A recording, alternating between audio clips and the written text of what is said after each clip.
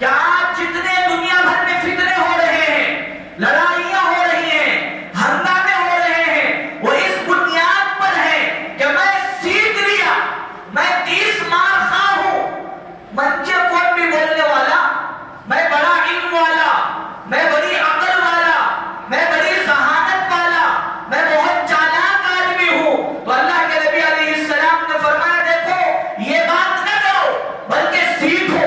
اطلب العلم، علم حاصل کرو، چاہے علم دین کا ہو چاہے علم دنیا کا ہو، اس علم کو حاصل کرو. کہاں سے کہاں تک یا رسول اللہ؟ آپ نے فرمایا من المہد الی اللحد، ماں کی گود سے قبر کی گود تک حاصل کرو. آدمی بوڑھا ہو سکتا ہے، عورتیں بوڑھی ہو سکتی ہیں، مرد بوڑھا ہو سکتا ہے، لیکن علم کبھی بوڑھا نہیں ہوتا. اس کے لیے راستہ کھلا ہے کہ کسی بھی دور کا انسان علم حاصل کر سکتا ہے، قرآن پڑھ سکتا ہے، احادیث پڑھ سکتا ہے. کئی لوگ ایسے ہمارے ساتھ دارالعلوم دیوبند میں جب ہم پڑھ رہے تھے، گجرات کے ایک ریٹائرڈ آفیسر آئے جن کی عمر 70 سال تھی. کتنی سال؟ عمر 70 سال ہے. پڑھتے گئے بالکل آخری سال میں پہنچے، مڈ ٹرم ایگزام ہوا، ایگزام کے دوران ہی چھٹیوں کے عرصے میں ان کا انتقال ہو گیا. چھٹیوں کے دوران پڑھنے کے لیے آئے، مکمل عالم بننے کے لیے، اور آخری سال تھا، ابھی چند مہینے اور گزر جاتے تو پھر اللہ تعالیٰ ان کو مکمل عالم بنا دیتا. لیکن اسی راستے میں چلتے عالم بننے کے لیے 4-5 مہینے باقی ہیں. رمضان سے پہلے اگر رمضان تک کا وقت ان کو مل جاتا، مکمل عالم بن جاتے. لیکن زندگی نے ساتھ نہ دیا، 4-5 مہینے باقی تھے عالم بننے کے لیے، اللہ سے ملاقات کے لیے چل گئے. لیکن حدیث میں آپ نے کیا بات ارشاد فرمائی؟ یہ فرمایا جو آدمی عمرے کے لیے نکلے، راستے میں انتقال کر جائے، قیامت تک اللہ اسے عمرے کا ثواب عطا کرے گا. اور قیامت میں جو معتمرین ہیں، جن لوگوں نے عمرہ کیا، اللہ ان کی سب میں اس کو کھڑا کرے گا. جو آدمی حج کے لیے نکلا اور راستے میں اس کا انتقال ہو گیا، اللہ قیامت تک اس کو حج کرنے کا ثواب عطا کرے گا. اور قیامت میں اگرچہ کہ دنیا میں اس نے حج نہ کیا، لیکن قیامت میں اللہ حاجیوں کی سب میں اس کو کھڑا کرے گا. اسی طرح جو بندہ حافظ بننے کے ارادے سے، یہ ارادہ دل میں تھا کہ میں قرآن مجید کا حافظ بن جاؤں، میں شریعت کا عالم بن جاؤں، میں کچھ دین حاصل کر لوں، کچھ شریعت کا علم حاصل کر لوں، اس کے لیے سفر شروع کیا، آگے بڑھتا گیا، بسم اللہ الرحمن الرحیم پڑھا، انتقال ہو گیا. باپ پڑھا، پورا بسم اللہ الرحمن الرحیم بھی نہ پڑھے. سورہ فاتحہ میں الحمدللہ رب العالمین جو پوری ایک آیت ہے، وہ آیت بھی نہ پڑھے، الف پڑھ لے، انتقال ہو جائے.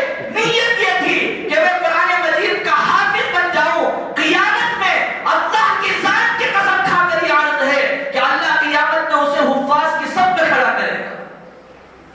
تو اللہ کے نبی علیہ السلام نے کیا عجیب بات ارشاد فرمائی، من جاءہ الموت وہو یطلب العلم لیحیی بہ الاسلام. جس بندے کو علم حاصل کرتے ہوئے موت آ جائے، حضرت حسن بصری نے اس روایت کو نقل کیا، یہ فرمایا من جاءہ الموت، جس بندے کو موت آئی اس حالت میں کہ وہ علم دین حاصل کر رہا تھا، قرآن پڑھنے کے لیے قرآن لے کر بیٹھا، مدرسے کا رخ کیا، مسجد کا رخ کیا، یا اپنے بچے کو مدرسے میں داخل کیا، اس حالت میں اس کا انتقال ہو جائے کہ وہ علم دین کی طلب میں تھا، لیحیی بہ الاسلام. آگے فرمایا گیا کہ اس علم حاصل کرنے کا مقصد یہ نہیں ہے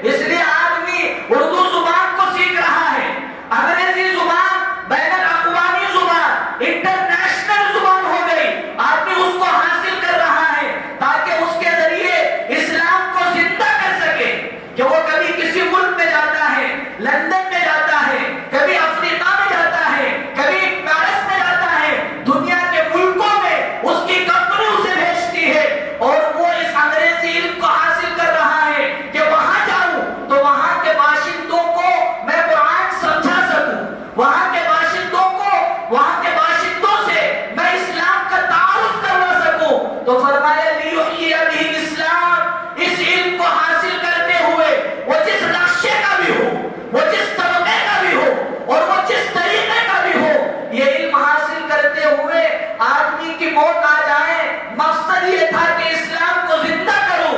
فَبَيْنَهُ، آپ نے عجیب بات فرمائی، فَبَيْنَهُ وَبَيْنَ النَّبِيِّينَ دَرَجَةً وَاحِدَةً فِي الْجَنَّةِ، کہ جنت میں اس کے اور نبیوں کے درمیان صرف ایک درجے کا فرق رہے گا. کیا رہے گا؟ ایک درجہ حضرات انبیاء اوپر ہوں گے، اس کے بعد اللہ تعالیٰ اس کا درجہ رکھے گا جو علم حاصل کرنے والے ہیں، اور مقصد یہ تھا کہ وہ اسلام کو زندہ کر سکے. تو اس لیے الحمدللہ اسی کے لیے ایک مکاتب کا جال بھی ہے کہ ہر علاقے کی تمام مسجدوں میں، اور ہمارے اکابر اللہ والوں نے تو یہاں تک کوشش کر دی کہ کسی علاقے میں 2-4 گھر بھی ہیں، وہاں بھی مسجدوں میں، گھروں میں اور دیگر مقامات میں کوشش کی کہ ہمارے علاقے کے جتنے بچے ہیں وہ تمام کے تمام بچے قرآن کو پڑھنے والے بنے، احادیث کو پڑھنے والے بنے، حضور کی زندگی کو پڑھنے والے بنے، اور قرآن کے لیے جو قاعدے وضع کیے گئے ہیں ان قاعدوں کو وہ پڑھنے والے بنے. تو اس لیے آپ تمام حضرات سے یہ درخواست ہے، پہلے وہلے میں یہ درخواست ہے کہ آپ اپنے بچوں کو، جو بچے ہیں، العلم فی الصغر کالنقش فی الحجر، علماء نے لکھا ہے کہ بچپن میں جو بچوں کو علم دیا جاتا ہے وہ ایسا ہے جیسے کسی پتھر پر نقش کر دیا جائے، لکھ دیا جائے. بچپن کا علم ان کو پوری زندگی کام آئے گا. بچپن میں ہم نے جو ان کو سکھا دیا وہ پوری زندگی کام آئے گا. اور اللہ کے نبی علیہ السلام نے حدیث میں فرمایا، ما نحل والد ولدا افضل من ادب حسن، کہ کوئی بھی باپ اپنے بچے کو اچھے اخلاق، اچھی تربیت سے بڑھ کر کوئی ہدیہ نہیں دے سکتا، کوئی گفٹ نہیں دے سکتا. بچے کو اگر آپ یہ چاہتے ہیں کہ بہترین گفٹ دوں تو آپ اپنے بچے کو کسی مکتب سے جوڑ دیجیے، کسی مدرسے میں اس کا داخلہ دلوا دیجیے. اس کی اگر اچھی تربیت ہو گئی، اسے اچھی تعلیم مل گئی، اس نے علم حاصل کر لیا، اس کے لیے آپ کی طرف سے دنیا کا سب سے بہترین ہدیہ ہے، دنیا کا سب سے بہترین گفٹ ہے. حضرت مولانا منظور نعمانی صاحب رحمت اللہ علیہ صاحب فرماتے تھے، 2 چیزوں میں سے کسی ایک چیز کے لیے تیار ہو جاؤ، یا تو اپنے بچوں کو یہودی عیسائی بنانے کے لیے تیار ہو جاؤ. بھی کیسی کیسی خبریں آ رہی ہیں دنیا بھر سے. خود ہمارے وجے واڑہ کے علاقے میں کام کر رہی ایک جماعت نے وہاں سے کارگزاری لکھی اور روتے ہوئے نے کہا، علماء سے درد مندانہ اپیل کی، اور یہ کہا کہ آپ فکر کیجئے یہاں کی ہر بستی میں عیسائیوں نے اتنی محنت کر دی، اتنی محنت کر دی کہ ہر جگہ کئی مسلمان بچے اپنے مذہب کو تبدیل کر کر عیسائیت میں کنورٹ ہو چکے ہیں. تو ضروری ہے، ہماری اسکولوں کا نظام ہمارے سامنے ہے، ہماری کالجز کا نظام ہمارے سامنے ہے، ہمارے جتنے کانوینٹس ہیں ان کا سارا نظام ہمارے سامنے ہے کہ وہاں کیا پڑھایا جا رہا ہے. ابھی 2 روز پہلے شام پرس میں بیٹھا ہوا تھا، انٹر پرس میں ایک بچہ آیا کہ فریڈم فائٹرز کی مجھے چارٹ چاہیے. چارٹ جب تحقیق کی گئی، نکالی گئی اور اس بچے کو حوالے کیا گیا، پوری فریڈم فائٹرز کی اس تصویر میں، چارٹ میں ایک بھی مسلمان کی تصویر نہیں ہے. جبکہ آپ انڈیا گیٹ پر جا کر دیکھ لیجئے، جو 90 پر 3000 فریڈم فائٹرز ہیں اس میں 60,000 کے قریب تو مسلمان ہیں. اور جو چارٹ بنائے گئے، جو اسکولوں میں چلائے گئے اور مسلمانوں کے خلاف جو سازشیں رچی گئی اور جو باتیں پھیلائی گئی، وہ یہی باتیں ہیں کہ مسلمان تو اس ملک کے نعوذ باللہ غدار ہیں.